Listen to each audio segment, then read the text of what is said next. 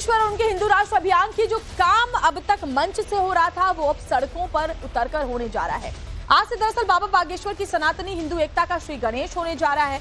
बाबा बागेश्वर अब एक यात्रा निकालने जा रहे हैं और कहा यह गया उनकी तरफ से कि सोए हुए हिंदुओं को जगाने के मकसद से वो सड़कों पर उतर रहे हैं ताकि हिंदुओं को एकजुट किया जाए।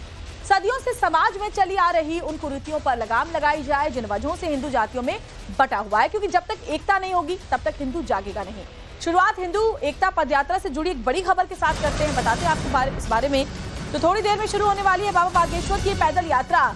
आज से हिंदू एकता पदयात्रा पर हैं बाबा बागेश्वर धाम से ओरछा तक ये पदयात्रा उनकी चलने वाली है, जिसमें वो 9 दिन लेंगे और 160 किलोमीटर की यात्रा पैदल ही पूरी करेंगे। यात्रा में शामिल होने के लिए हजारों उनके जो अनुयायी हैं वो उनके लिए छतरपुर पहुंच चुके हैं। यहां से शुरुआत इस यात्रा की होगी। पंडित धीरेन्द्र कृष्ण शास्त्री आज से हिंदू एकता पदयात्रा पर हैं। 9 दिन तक चलने वाली इस यात्रा में बाबा बागेश्वर धाम से ओरछा तक पैदल यात्रा करेंगे। इस दौरान बाबा बागेश्वर का साथ देने के लिए उनके हजारों भक्त मध्य प्रदेश के छतरपुर में मौजूद हैं। यात्रा के दौरान पंडित धीरेन्द्र कृष्ण शास्त्री हिंदुओं को जाति पाति से उठकर आपस में ना बंटकर एकता का संदेश देंगे। बागेश्वर धाम से यात्रा शुरू होने जा रही है और जय श्री राम के उद्घोष के नारे के साथ यहाँ पर आप देख पा रहे होंगे तमाम जो साधु संत श्रद्धालु हैं यहाँ पहुंचे हुए हैं। ये शंख ध्वनि इस यात्रा का आगाज है और तमाम जो साधु संत हैं, तमाम जो श्रद्धालु हैं इस समय बागेश्वर धाम पहुंचे हुए हैं। हर तरफ भगवा ध्वज लहरा रहा है और सनातन हिंदू एकता पदयात्रा शुरू होने जा रही है और दूर दूर से लोग इसमें शामिल होने आए हैं। कहाँ से आए हैं आप? बिहार शरीफ, पटना से आए हैं जी। क्या उद्देश्य है इस यात्रा का? हिंदू राष्ट्र बनाना है, उसका उद्देश्य मेरा है। संकल्प लेने आए हैं आज से। मैंने भी संकल्प लिया है। संकल्प लिया कि हिंदू राष्ट्र बनाना है। क्या होना चाहिए? जात पात मिटानी है? जात पात को ये मिटाना है, हिंदू राष्ट्र बनाना है। बिहार से बाबा के समर्थक हैं? जी समर्थन है। बाबा ने जो संकल्प लिया है आपको लगता है मुमकिन है हिंदुस्तान? जी हिंदू राष्ट्र बनाएंगे, हिंदू राष्ट्र बनाएंगे। हिंदू राष्ट्र क्यों बनाना है? हिंदू राष्ट्र हमें इसलिए बनाना है कि कोई जात पात का तोड़ो नाता, हमें हिंदू भाई एक बनाना है। अच्छा, बाबा के साथ है आप इस यात्रा? बाबा के साथ हैं, 9 दिन है पूरे साथ रहेंगे। कहाँ से आए हम? मुंगेर से, बिहार से। आप भी बिहार से आए हैं? क्यों आए हैं? यात्रा में जाने के लिए। यात्रा में जाने किस चीज के लिए हो रही है यात्रा, पता है आपको? हाँ पता है क्या बाबा। है यात्रा का उद्देश्य? उद्देश्य है सब हिंदू एक बनने का। आपको भी लगता है कि जरूरत है अब हिंदुओं को एक होने की? हाँ बाबा ये है जरूरत है। कहाँ से आए? शिवपुरी जिला। शिवपुरी जिला से। क्या लग रहा है हिंदुओं को एक होने की जरूरत है, महसूस हो रही है आपको? हाँ मैं सबको महसूस हो रही है। अच्छा, क्यों? हिंदू राष्ट्र बनाना है। हिंदू राष्ट्र बनाना है। कहाँ से आए? मैं रांची झारखंड से हूँ जी। मैं कट्टर सनातनी हूँ और हमारे देश में जो उदंडता चल रही थी, आज इसके वजह से हम लोग हिंदुओं को एक संगठन बनाने की आवश्यकता पड़ गई है। अन्यथा हमारे भारत में रामराज में ऐसी कोई आवश्यकता नहीं थी, लेकिन कुछ ऐसे कृत हो रहे थे हमारे देश में जिसकी वजह से हमारे प्रभु श्री राम ने साक्षात प्रकट होकर के लोगों की ठठरी और गठरी बांधने के लिए आ गए हैं। बोलिए बागेश्वर धाम। और सीधे संवाददाता मकरंद काले के पास ही चलते हैं, वो वहां से तस्वीरें दिखाएंगे। मकरंद, हिंदुओं को जगाने के लिए यात्रा का आगाज हो रहा है, जरा तस्वीरें दिखाइए और पूरा रूट भी बताइए और ये भी दिखाइए कि वहां पर कितने लोग मौजूद हैं यात्रा में शामिल होने के लिए। मैं कैमरामैन यशवंत से कहूंगा कि सीधी तस्वीरें दिखाएं बागेश्वर धाम सरकार के पीठाधीश्वर पंडित धीरेन्द्र कृष्ण शास्त्री की। मैं सीधी तस्वीरें आपको दिखा रहा हूं कि यहां पर वो आए हैं और अब यहां से यात्रा की शुरुआत करेंगे। पहले तिरंगा फहराएंगे, तिरंगा फहरा के राष्ट्रगान होगा और राष्ट्रगान के बाद जो है वो इस यात्रा का शुभारंभ करेंगे। कोशिश करेंगे हम उनसे बात करने की भी, पंडित धीरेन्द्र कृष्ण शास्त्री से बात हो जाए। महाराज, अगला कार्यक्रम क्या कार्यक्रम? चालीसा कर ले, हनुमान चालीसा के बाद। हनुमान का कहना है कि हनुमान चालीसा के बाद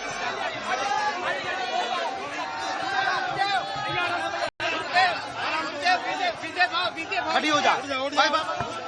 ये सीधी तस्वीरें हम बागेश्वर धाम की दिखा रहे हैं आपको। पंडित धीरेन्द्र कृष्ण शास्त्री इस समय आपको नजर आ रहे होंगे और अब यात्रा की देर में औपचारिक शुरुआत होगी। उससे पहले तिरंगा फहराया जाएगा। तिरंगा फहराने के साथ साथ यहाँ तिरंगा फहराने के बाद राष्ट्रगान होगा और राष्ट्रगान के बाद ये यात्रा शुरू होगी। एक बार अपील कर दीजिए। एक बार हम हनुमान चालीसा कर लें।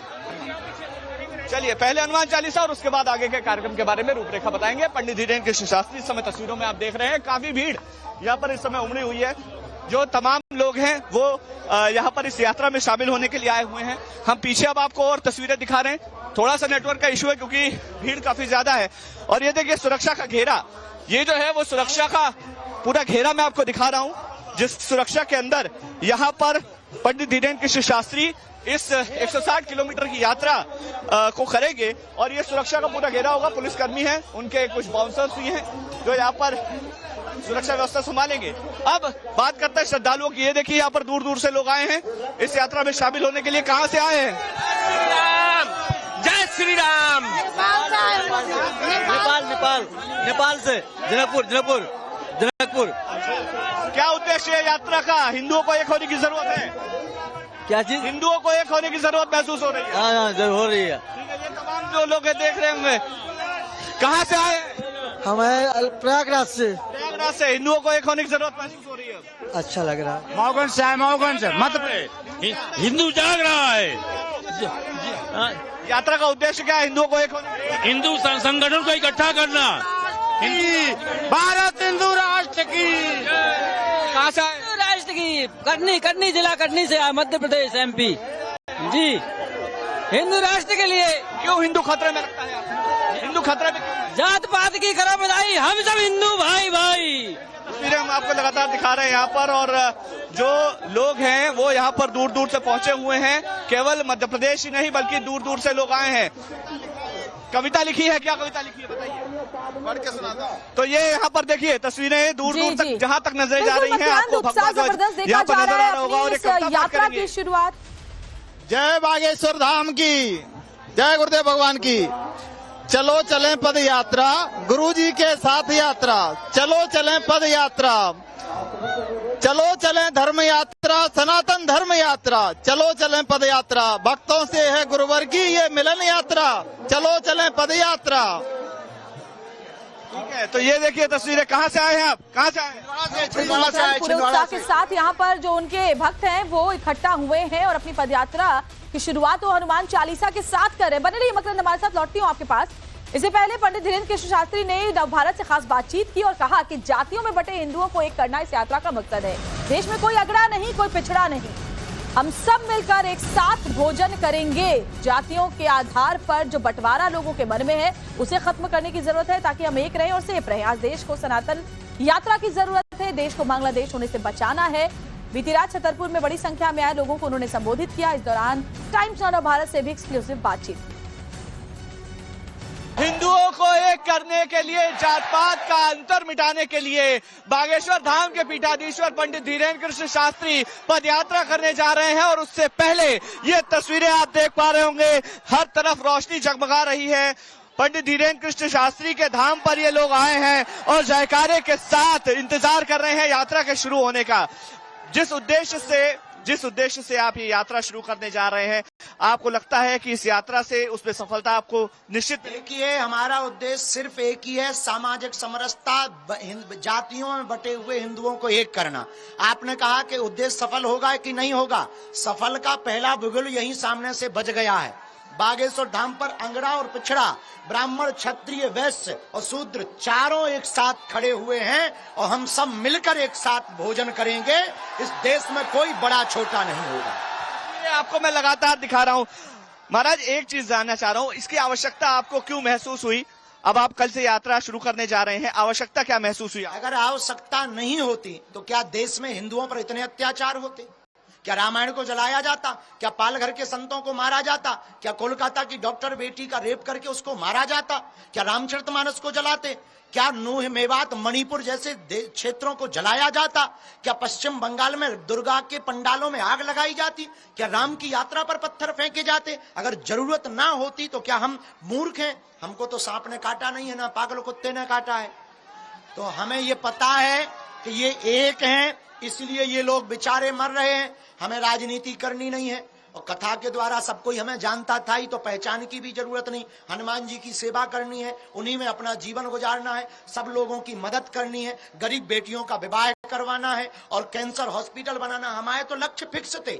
हमने ये जो जान हथेली पर रखी, इसका एक ही कारण है, कहीं ये हिंदू बट ना जाए और कहीं हमारा भारत बांग्लादेश ना हो जाए। पिता ने कहा कि 15 मिनट के लिए पुलिस हटा दो। हमने बयान दे दिया, उन्होंने कहा 15 मिनट के लिए हटा दो पुलिस। हम तो तैयार है ना, हटा दो 5 मिनट, हमें हटा दो 5 मिनट के लिए, हमारे लिए हटा दो। हम हिंदू एक करके बताएं। के लिए क्या अपील करेंगे लोगों से? यात्रा में हम सबको संकल्प लेना है, जात पात छुआछूत ऊंच नीच भेदभाव से मिटाने के लिए सबको गले लगाना है और हर हाल में हम हिंदुओं को एकता दिखानी है। और जब भी इस देश में किसी भी आसपास मोहल्ले गांव क्षेत्र में हिंदुओं पर संकट आवे, तो हम हिंदुओं को सबसे आगे आना है। अपने बच्चों को गीता रामायण पढ़वाना है, हर शनिवार मंगलवार को मंदिरों में जाना है, ताकि हिंदुओं की एकता का परचम पूरी दुनिया में दिखाई दे। बहुत शुक्रिया। बात का देख लिए तो तस्वीर ये बहानगी दिखा रहा हूं मैं। बागेश्वर धाम सरकार के पीठाधीश्वर पंडित धीरेन्द्र शास्त्री यात्रा शुरू करने जा रहे हैं और सफलता की उम्मीद कर रहे हैं। कैमरामैन यशवंत के साथ मकरंद काली, टाइम्स ऑफ भारत, छतरपुर। तो यात्रा बस शुरू होने जा रही है। बड़ी तादाद में जो भक्त हैं बाबा बागेश्वर के साथ मौजूद हैं, जो इस यात्रा में शामिल होंगे। 9 दिन की ये पूरी यात्रा है, जो आज से शुरू होकर 29 नवंबर तक होगी, ओरछा तक पहुंचेगी। और जो पूरी दूरी तय करेंगे पंडित धीरेन्द्र कृष्ण शास्त्री, वो 160 किलोमीटर की होगी, जो बागेश्वर धाम से ओरछा तक होगी। और इस यात्रा का मकसद वो बता रहे हैं, हिंदुओं को जगाना। इस यात्रा का मकसद बता रहे हैं कि जातियों में बटे हिंदुओं को एक होने का संदेश देना।